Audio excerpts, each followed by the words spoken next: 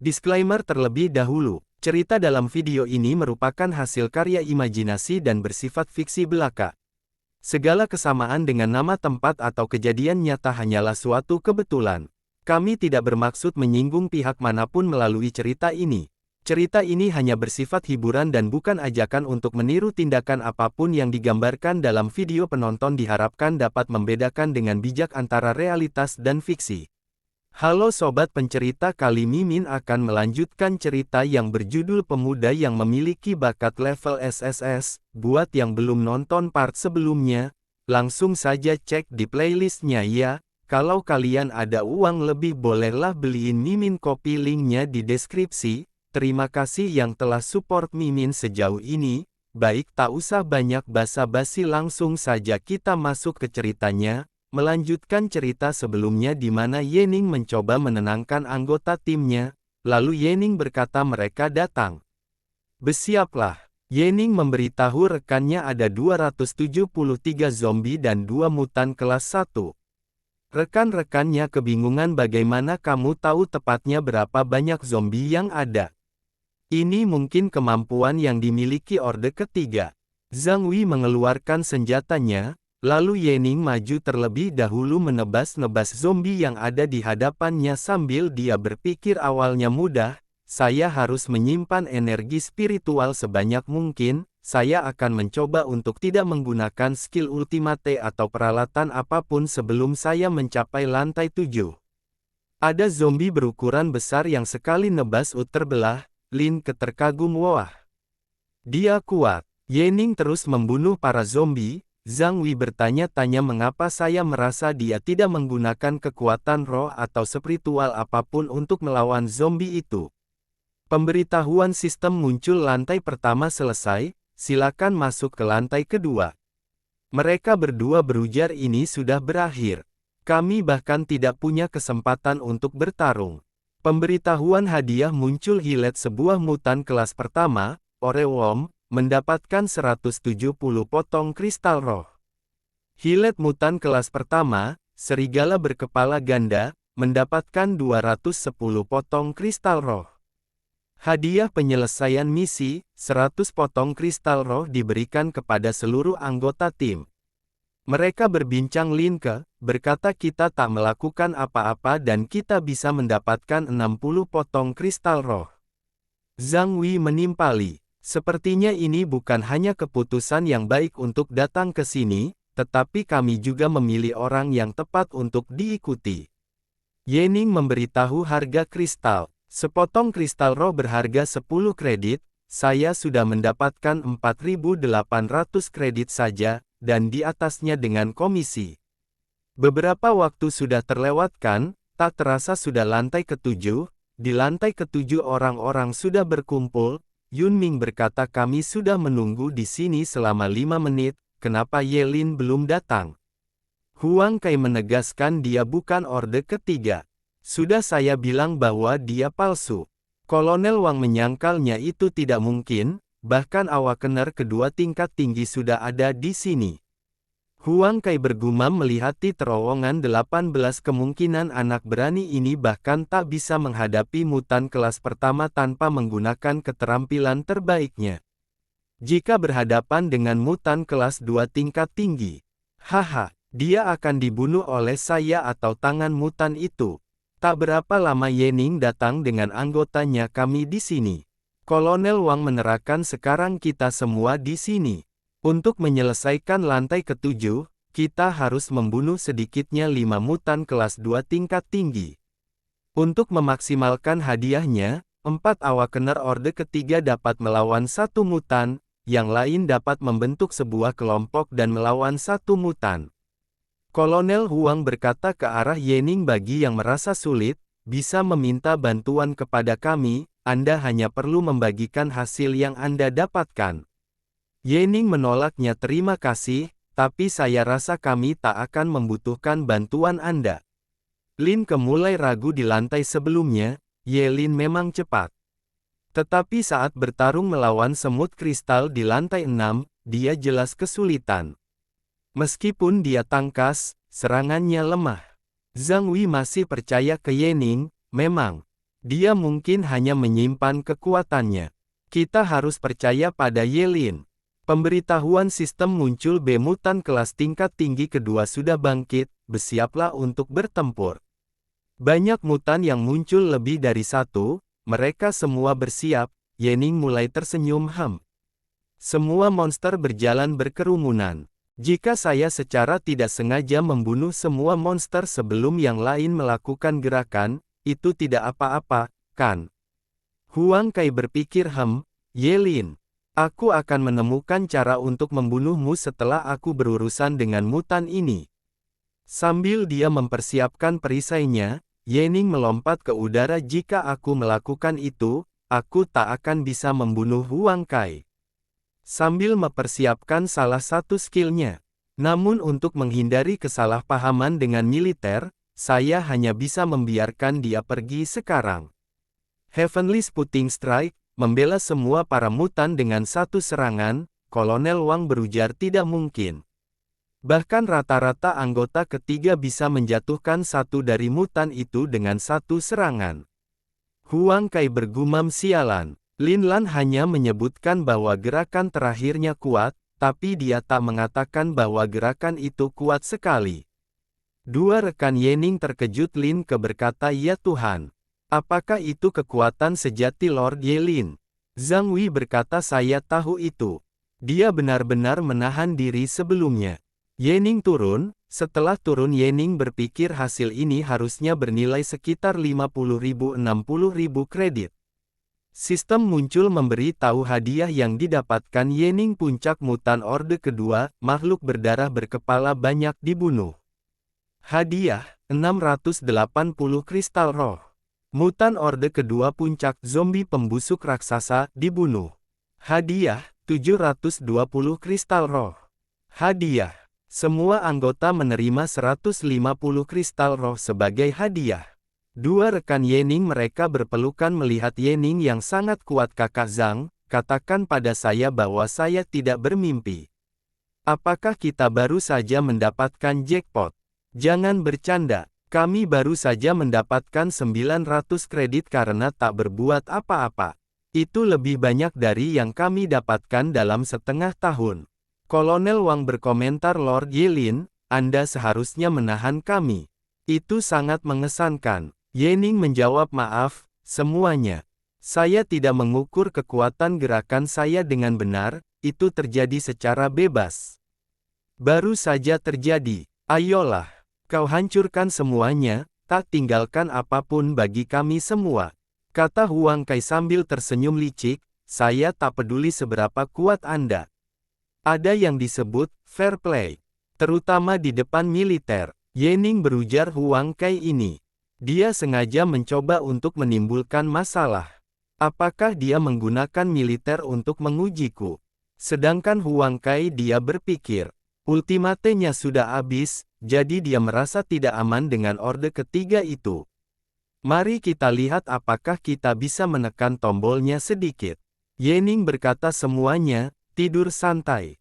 Kita masih bisa memicu lebih banyak monster di area ini karena tidak ada kondisi jelas yang dipaksa. Yang berarti ada lebih banyak makhluk puncak orde kedua untuk semua orang. Mari kita berpura-pura bahwa yang terakhir tak pernah terjadi. Aktifkan gelombang monster lainnya, dan aku janji tak akan mengganggu. Huang Kai membentak Yening, berani sekali kamu berbicara merendahkan kami seperti itu. Kamu pikir kamu lebih baik daripada orang lain? Atau kamu berusaha untuk tidak menghormati Kolonel Wang dengan sikapmu itu? Kolonel Wang menyuruh Huang Kai diam. Pertengkaran adalah hal terakhir yang kita butuhkan dalam serangan kelompok. Sangat baik kita punya sekutu yang sangat kuat. Lagi pula, Yelin benar. Kita akan mengaktifkan gelombang lainnya. Huang Kai menjawab, jika Kolonel Wang mengatakan demikian. Tetapi jika kita tidak mendapatkan kompensasi untuk gelombang terakhir itu, saya takut Yelin harus melakukan perintah kedua sendiri. Hadiah-hadiah clearing tambahan harus berfungsi sebagai kompensasi bagi semua orang. Kolonel Huang menyetujui perkataan Huang Kai. Dia berkata, untuk membuat semua orang puas, Tuan Yelin, Anda tak keberatan untuk melakukan yang lain, bukan?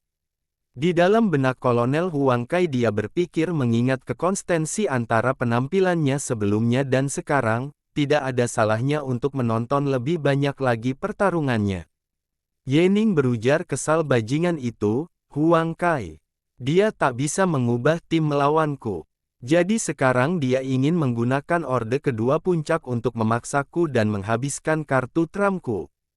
Saya harus menyimpan skill SWOT Tempest saya untuk order ketiga di lantai 14, dan menyimpan dimensional slash saya untuk keadaan darurat. Pemberitahuan muncul gelombang terakhir diaktifkan. 8 mutan puncak orde kedua.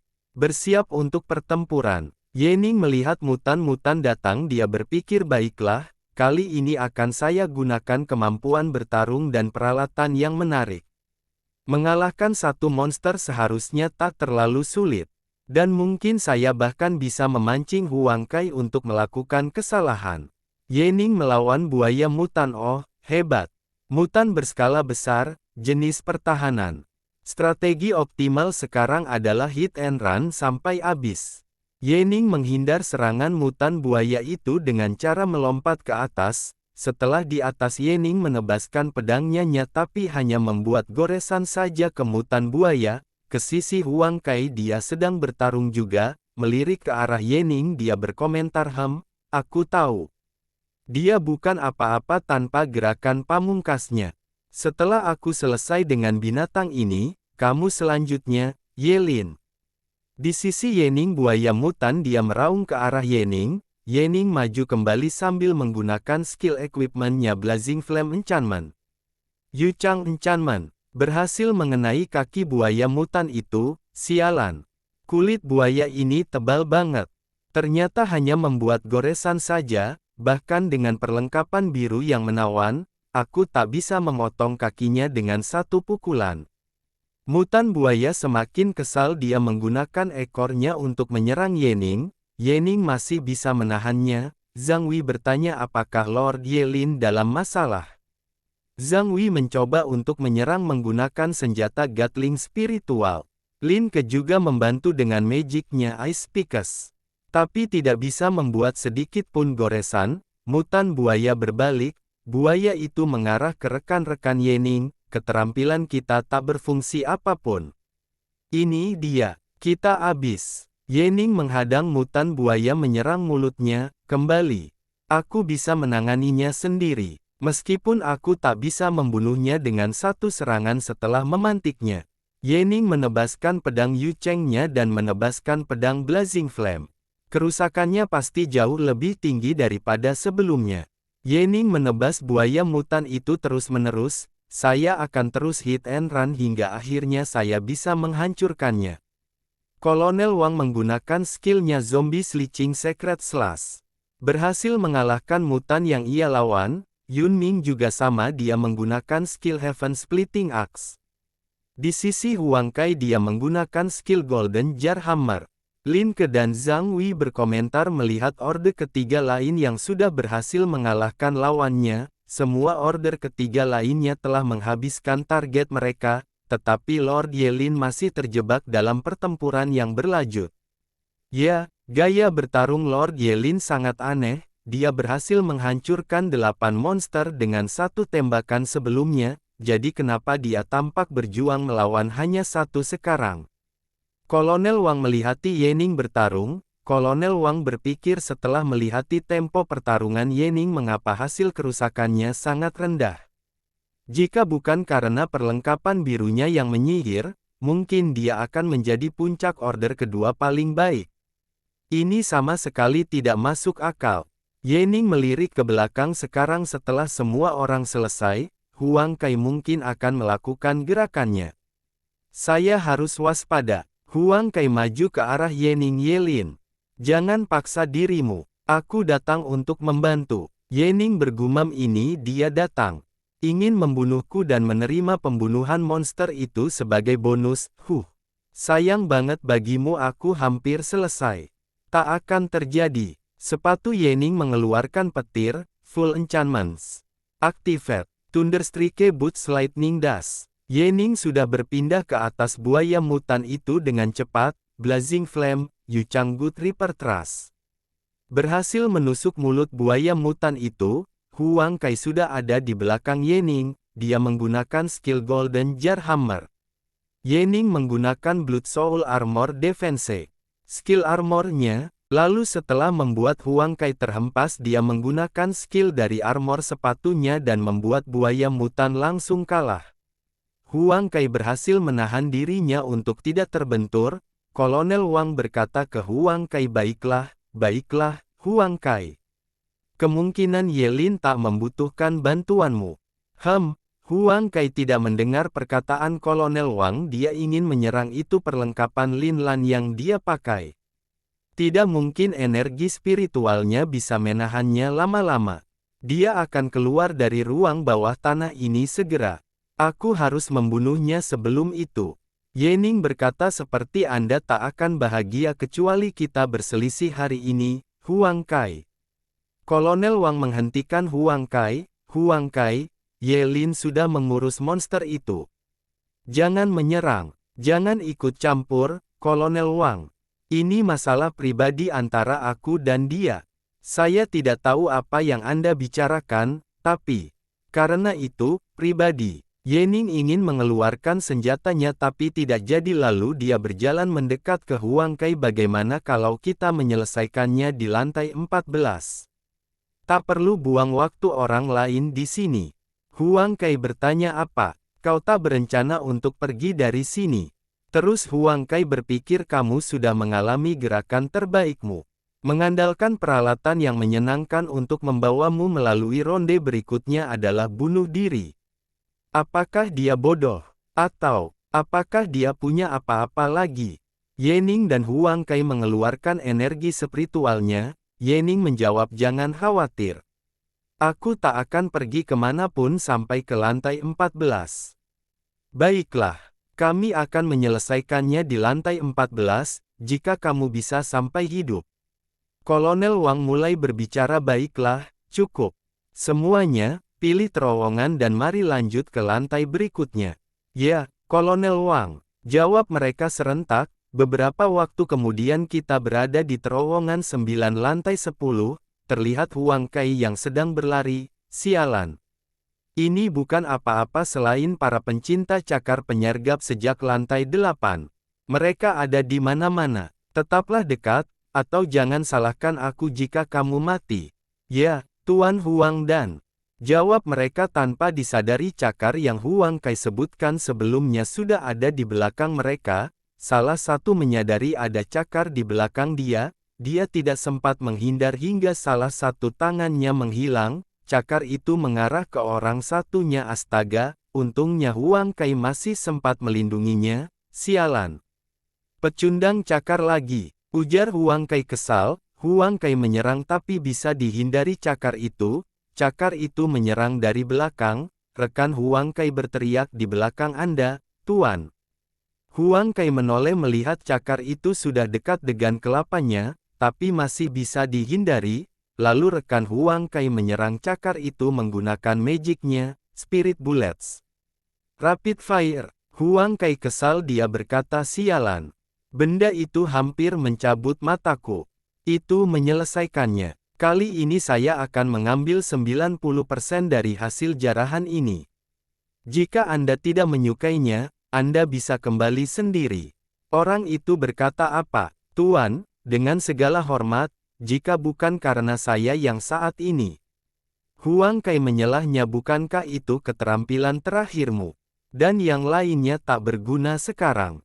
Apa yang bisa kau lakukan sekarang, selain bergantung pada aku? Dia berujar, ini adalah pengkhianatan besar-besaran. Yang hilang tangan berkata, Tuan, jika saya pergi sekarang, saya akan mati sama sekali. Tetapi jika saya kembali dengan tangan kosong, Huang Kai membentaknya, cukup dengan omong kosong. Anda ingin hidup atau ingin uang? Pilihlah dengan bijaksana. Jika tidak ada yang keberatan, segera ikuti saya. Huang Kai lanjut berlari. Dua orang itu mengikuti Huang Kai. Dia menoleh ke belakang, lalu dia terkejut melihat dua orang sebelumnya telah menghilang. Oke sobat pencerita, sampai di sini dulu cerita Yening part 11, apa yang terjadi dengan dua rekan Huang Kai. Jadi jika penasaran, ditunggu saja hanya ada di Pencerita Komik.